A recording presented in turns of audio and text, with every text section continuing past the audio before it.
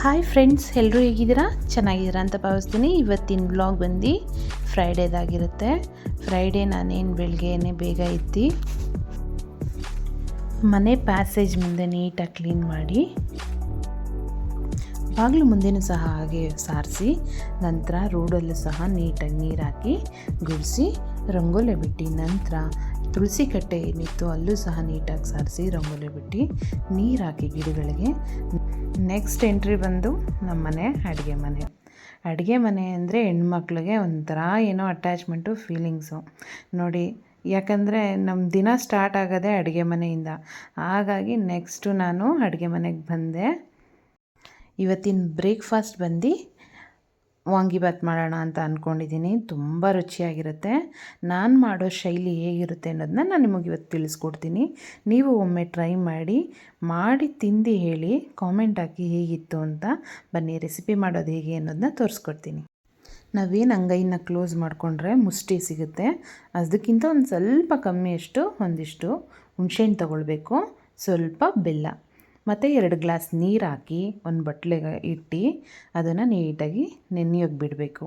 ನಂತರ ನಾವು ಉದ್ದುದ ಬದನೆಕಾಯಿನ ಈ ಥರ ಸ್ಲೈಸಾಗಿ ಕಟ್ ಮಾಡಿಕೊಂಡ್ರೆ ಬೇಗ ಬೇಯುತ್ತೆ ಮತ್ತು ಬಾಯಿಗೂ ಸಿಗುತ್ತೆ, ಚೆನ್ನಾಗೂ ಇರುತ್ತೆ. ನೋಡಿ, ಈ ಥರ ಸ್ಲೈಸಾಗಿ ಕಟ್ ಮಾಡಿಕೊಂಡು ನೀರಲ್ಲಿ ನೆನೆಸಿ ವಾಶ್ ಮಾಡಿ ಹಂಗೆ ಇಟ್ಟಿರಬೇಕು. ನೆಕ್ಸ್ಟ್ ಬನ್ನಿ, ಹಸಿ ಬಟಾಣಿನ ಬಿಡಿಸ್ಕೊಂಡು ನೋಡಿ ಈ ಥರ ಬೇಯಿಸ್ಕೋಬೇಕು. ಬೇಯಿಸೋಕೆ ಇಟ್ಟಾದಮೇಲೆ ಬನ್ನಿ ಅಷ್ಟರಲ್ಲಿ ಒಗ್ಗರಣೆಗೆ ಏನೇನು ಬೇಕು ರೆಡಿ ಮಾಡ್ಕೊಳ್ಳೋಣ. ಒಂದು ಬಾಣಲಿಗೆ ಎಣ್ಣೆ ಹಾಕಿ ಕಡಲೆ ಬೀಜನ ಫ್ರೈ ಮಾಡಿ ಎತ್ಕೊಂಡು, ಗೋಡಂಬಿನೂ ಸಹ ಒಂದು ಫ್ರೈ ಮಾಡಿ ಎತ್ತಿ ಒಂದು ಪ್ಲೇಟ್ಗೆ ಶಿಫ್ಟ್ ಮಾಡ್ಕೊಳ್ಳೋಣ. ನೆಕ್ಸ್ಟು ಸಾಸಿವೆ, ಕರಿಬೇವು, ಚಕ್ಕೆ ಮತ್ತು ಕ್ಯಾಪ್ಸಿಕಮ್ ಇದಿಷ್ಟು ಎಣ್ಣೆಗೆ ಹಾಕಿ ಡೀಪಾಗಿ ಫ್ರೈ ಮಾಡ್ಕೊಳ್ಳೋಣ. ಸ್ವಲ್ಪ ಅದೆಲ್ಲ ಸಾಫ್ಟಾಗಿ ಬೇಯಬೇಕು. ಕ್ಯಾಪ್ಸಿಕಮ್ ನಾವೇನು ಹಾಕಿರ್ತೀವಿ ಅದಕ್ಕೆ ಸ್ವಲ್ಪ ಒಂಚೂರು ಅರಿಶಿನದ ಪುಡಿ ಹಾಕ್ಕೊಳ್ಳೋಣ. ನೆಕ್ಸ್ಟು ಏನು ಬದನೆಕಾಯಿನ ನಾವು ವಾಶ್ ಮಾಡಿ ನಾವು ನೀರಲ್ಲಿ ಇಟ್ಟಿದ್ವಿ ಅದನ್ನು ಇದಕ್ಕೆ ಟ್ರಾನ್ಸ್ಫರ್ ಮಾಡ್ಕೊಳ್ಳೋಣ. ಬನ್ನಿ, ಇದನ್ನು ಚೆನ್ನಾಗಿ ಸಾಫ್ಟಾಗಿ ಬೇಯೋಗಂಟ ಬೇಯಿಸ್ಕೋಬೇಕು.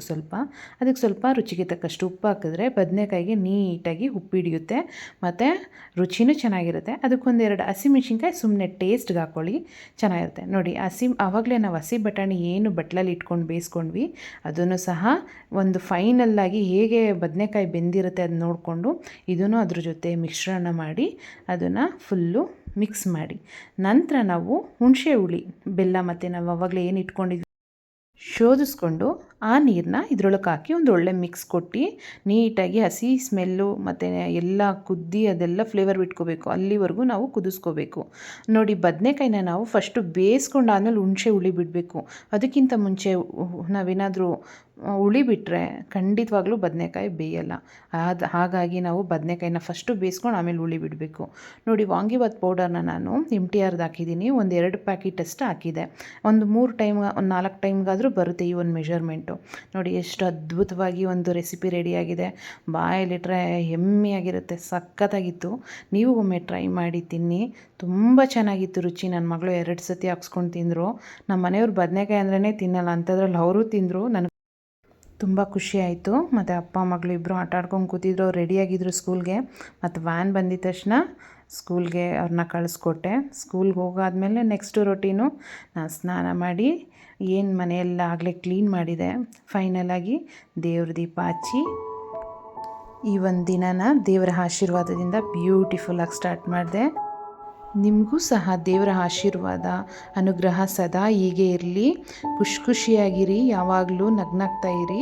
ಇರೋದೊಂದು ಲೈಫು ತೃಪ್ತಿಯಿಂದ, ಆತ್ಮತೃಪ್ತಿಯಿಂದ ಬದುಕಬೇಕು ಅಂತ ಹೇಳ್ತಾ ನಾನು ಈ ಒಂದು ವ್ಲಾಗ್ನ ಎಂಡ್ ಮಾಡ್ತಾಯಿದ್ದೀನಿ. Thank you so much for watching.